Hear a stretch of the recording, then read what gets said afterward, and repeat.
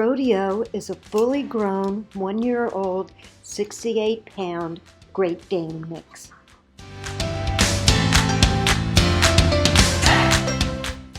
Rodeo got along well with dogs at his source shelter. However, he has not been tested here at AWA.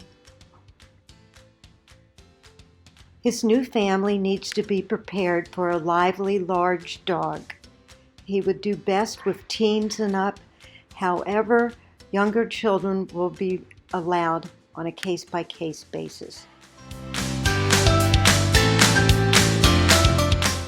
He's a big old friendly dog who just might be the boy for you.